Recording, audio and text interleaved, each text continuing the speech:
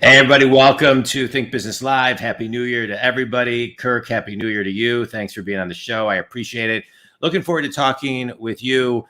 Quick background on you. You're the founder of Resistance Wine Company, which focuses on small, sustainably farmed vineyards and small batch, minimally invasive wines, personally tended throughout the vinification process. You are also not a first-time entrepreneur. You also run ongoing operations at the company. Ongoing operations. Hold on. You also run ongoing operations, which helps credit unions stay protected using the cloud, and you're the CEO. So great to connect with you. Looking forward to diving in. Let's talk a little bit about the wine business right now, right? So you had said right before, your wine makes the wine, you sell. Your wife makes the wine, you sell the wine.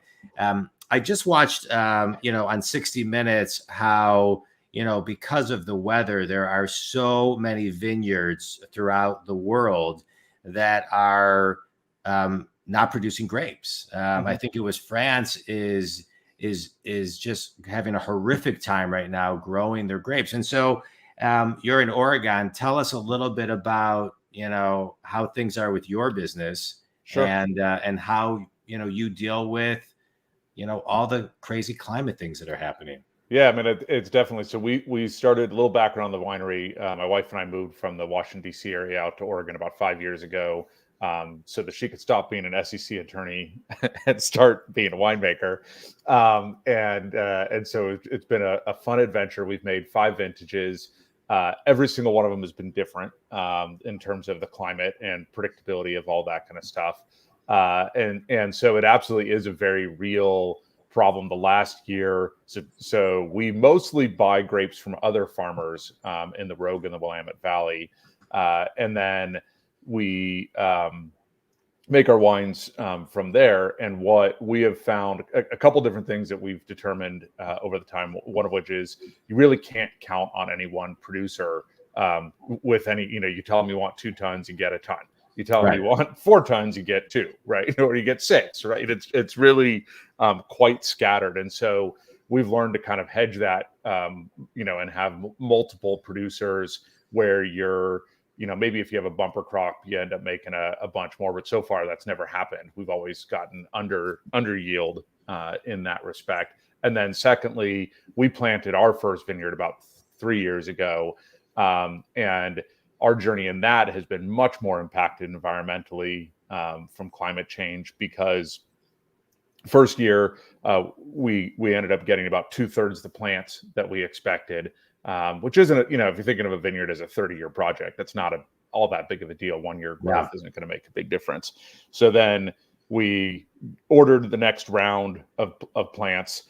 And in the second season, the lakes and the reservoir system in here in Southern Oregon all ran out of water mid-July, early July. So we had to figure out some weird way to hook up our well to the vineyard. And so I like to joke, besides being a tech entrepreneur and winery stuff, I also dabble in plumbing and all sorts of weird farming interest things. It's so, but you need to think about that. I mean, if you look back even to the early 1900s, I was just watching a little bit of a documentary, the engineers that built America, on, I think his name was Frank Crow, who built the Hoover Dam. And, he had to come up with very innovative ways to build the Hoover Dam, things that had never been done, that changed the, changed the course of how dams are made in engineering on so many different levels. And so, what you're talking about is figuring out how to pivot and create things. I love it. Right. Yeah. That never stops. Well, and I think that's, 25 years of, 7, 8 different businesses. What I've learned from the best guys that I've worked with and that I had to overcome as an entrepreneur was any plan that you've got written down that you think you've got nailed, right? Some curveball is going to come along. And the only thing that change is the difference between the really great entrepreneurs and the pretty good ones are the pace at which they can digest the change and the impact, pivot, and move on, right? So whether it's COVID or drought things, whatever, the quicker you can go, all right, I've got this fear. It's bullshit. It's in my head. It's not actually real. And the quicker I pivot to what is real, the quicker I build the upward trajectory and get out of the problem. 100%, 100%. You know, Kirk, as a business coach, one of the things I see is my business grew pretty significantly has grown through COVID since COVID started. Yeah. And one of the reasons I think is because as a business coach, I'm able to ask questions and help people get to places they can't access on their own, and to get rid of distractions and have a sounding board. You know, I mean, there's so many of that of what you're talking about, because to me, it's how quickly you get back to center, right? It's all about pivoting. Like you said, I agree. It's like everything's, you know, to me, a business plan, and this is what I advise my clients on, a business plan is a living document that should be updated every day a little bit. Otherwise, the market, you know, just will, you know, it'll run you over. Yeah. Otherwise, you're not actually assessing what's going on. Correct. Right. And forecasting. And I think in today's market, and this is a question I have for you, you know, in today's market, in today's world, and I don't think this is going away, the ability to forecast is so much more important in this decade of adapting to things and pivoting to things. I mean, colleges are teaching more critical thinking and adaptation, because they're teaching students to careers that statistically don't exist yet, and 85% of the jobs that exist in 2030 don't exist today. Right. And so this skill set that you're talking about pivoting and adapting. So how do you forecast, right? So how do you forecast not only in the winery, but also in the business where you're CEO, CU? Yeah. So in the winery, you know, the nice thing about wine is a bottle of red wine gets more valuable the longer, you know, it sits around for some period of time, right? 5-10 years. That wine is going to get better with time. So forecasting is less of a concern in my mind, as opposed to having an appropriate level of kind of inventory long term. Now, white wine and rosé, yeah, like I got to sell that stuff, you know, the next year and move it, because you don't want to have a big library of that. So we tend to make bigger bets on red wine, smaller bets on white wines and rosé. On the flip side, you got longer term cash flow problems on a red wine, because you're gonna make it, put all the unit cost out, and then it's gonna sit around for 3, 4, 5 years before you get $1 back. And especially if you're growing the grapes, then you're at a 7 to 10 year time frame from when you put $1 until you get $1 back.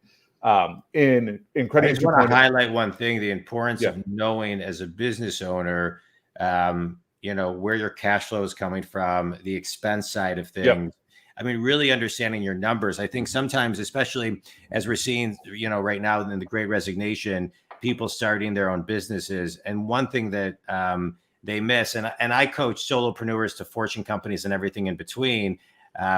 But one of the things I see newer people do or not think of enough is their numbers, because you need money and cash flow for the business to survive the next day. So I just want to kind of highlight and spotlight the appreciation I have for you showcasing kind of, you know, the red wines are this and this is this, because it's really, really important to get really granular on that. And we probably spent as much time figuring out the business of wine before we ever made a bottle. Right. And it's funny to me how many people run in, buy grapes, buy a vineyard without understanding the unit cost of what does the glass cost? What does it cost to ship it? What is it? How are you going to, what's your customer acquisition cost? All of those kind of things. What's the lifetime value, right? What's the lifetime value of a client, right? So I think, because the client acquisition cost, I think, is important, but take it to the next level. I think a lot of times people don't think about the lifetime value of a client. Right.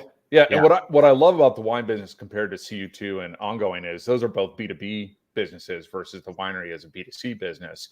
And it's so much easier in B2C to calculate this stuff. You have far fewer assumptions than in the B2B world, where you're selling $100,000 piece of software or a 3-year consulting engagement with some services. It's really, and you've got to allocate cost from 82 different pieces of software that make your solution. So we've used 2 things that have been really helpful to me over time. One is Mike Malakwit's, I don't think I'm saying it right, his Profit First system, which I find really great in early stage companies.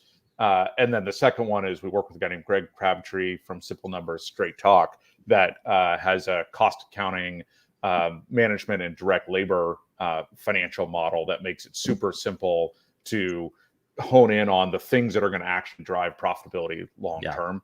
And those have been really key for me as a leader over time to learn the economic outputs and forecasting much more effectively. Yeah. Let's talk about a couple of things when it comes to forecasting and assumption sets. I mean, to me, it's really important, and I am always talking to clients about this as I coach them. The headwinds and the assumption sets that you're using to make those forecasts, right? Right. And so, what are in today's world as we sit here, and obviously they'll change if somebody listens to this in a month or a week or a year, maybe not, but odds are they probably will a little bit. But as we sit here today, what are some of the key assumptions and indicators you're looking at as you evolve and grow your business? Yeah. So in the wine piece, it's really, our customer acquisition is a little different. We do a lot of corporate tastings, corporate gift baskets. CEOs in my network are really what drives the sales in that, because we can create a really customized and high touch, personalized experience that's great for client acquisition, right? So we don't have a tasting room. We're very different than a normal winery in that regard. As my wife liked to say, she never wants to meet a customer. She's an introvert. She doesn't like people, right? Yeah. And then in Credit Union 2.0, we look a lot more at investment dollars going into fintechs, because the fintechs, the more money the fintechs are raising, the more they're going to be looking to partner and invest in the credit union channel. And that's where we're really effective, is how do you build interesting ecosystems between credit unions and kind of the legacy providers in these upstart, fintechs, to build, really interesting models and growth structures there. Yeah.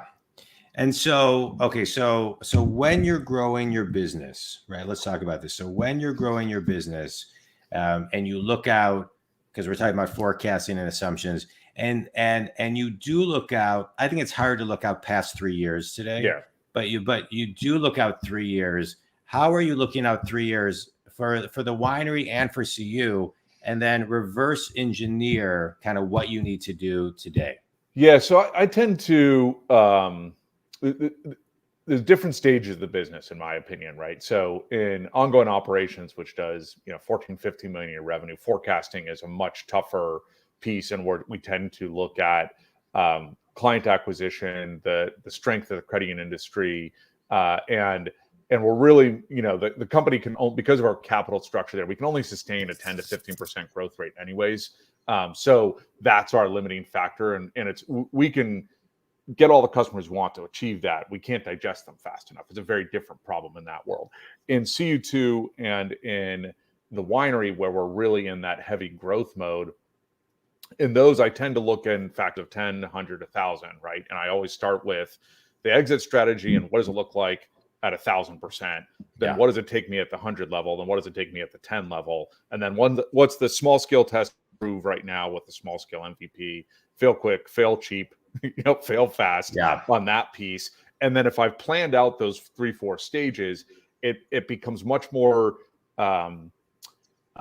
graceful to go from A to B to C than if you haven't thought of the intermediate pieces in there. So for example, take a job description and write it, if you know what it's going to be when you have 1,000 employees versus 100 versus 10, and you take the 10-person version, it's going to have a piece of 3 jobs at the 100 level, right? That then turn into 3 different jobs later. Yeah. But on day 1, you're hiring the guy that's doing the 3.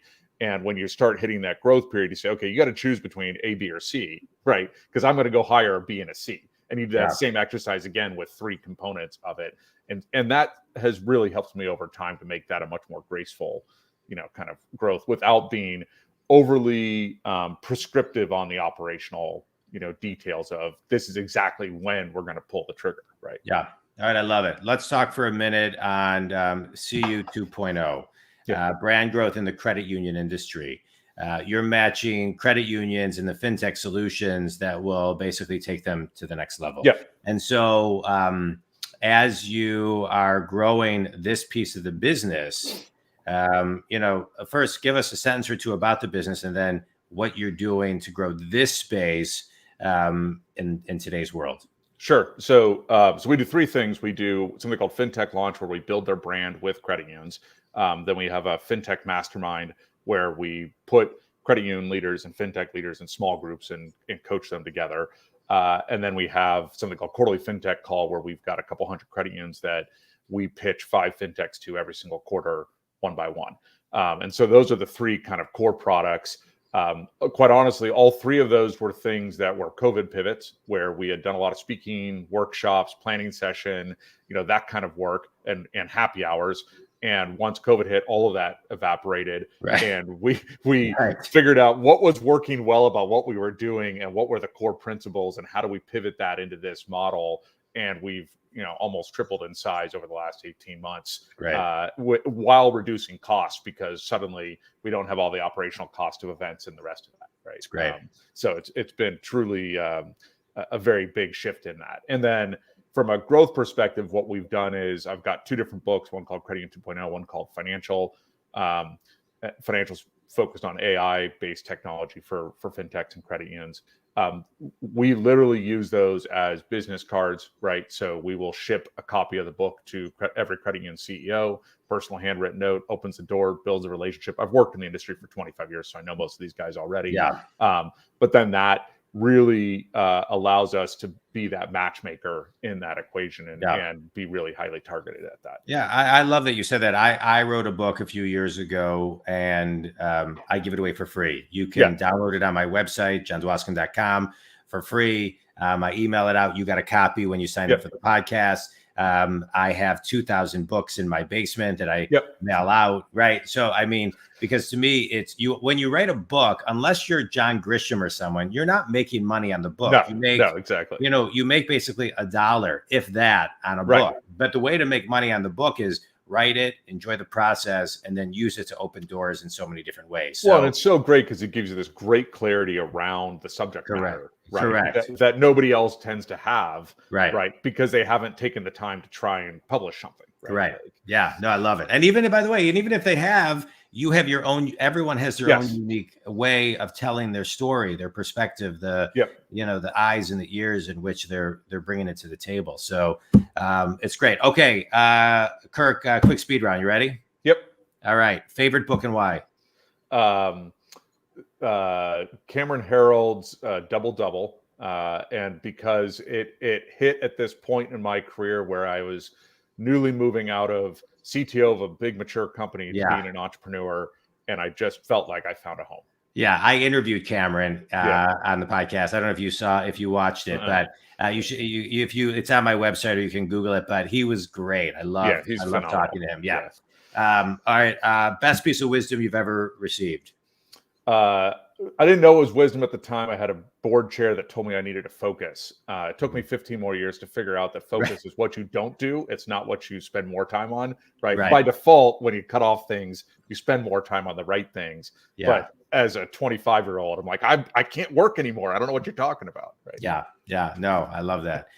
You talked a lot about forecasting and making assumptions. What is one thing that everybody needs to raise their awareness when it comes to forecasting in today's world? I think just being open to the fact that it's any attempt to predict more than a year or two in advance is ludicrous, right? Mm-hmm. It's more about speed and efficiency of making changes than it is about getting the numbers exactly right. Yeah. No, I appreciate everything you shared today about adapting and pivoting, really being in real time, being strategic, figuring things out, looking for solutions, just all the elements, of what you talked about, I think is great. Tell people how they can connect with you and do business with you. Yeah, absolutely. So for Resistance, you can go to resistancewineco.com and this website there. You can order wine. We can, hit me up either. Best way is through Drake at CU2.com. All my email, it's 21st century, right, or whatever. So it can all go to the same email box, even though it's 12 different email addresses. Yeah. And then, figure out really interesting ways to do client acquisition and tastings and that kind of stuff, and talk entrepreneurship and all those things. It's great. Kirk, I can't thank you enough for taking time to be on the show today. Thank you very much for your insight. You brought up some really, really good points. And I'm just going to highlight the community, the importance of forecasting and looking at assumption sets in real time are so key to growing your business It should be something that is, time blocked and in your calendar every single day, especially in this ever-changing market. If we've seen anything the last couple of years, we have to be ready to not only pivot, but also have our plan B and sometimes our plan C in place, so we're already ready to pivot when we need to. Kirk Drake, appreciate your time. Thanks so much for being on Think Business. Thanks, everybody.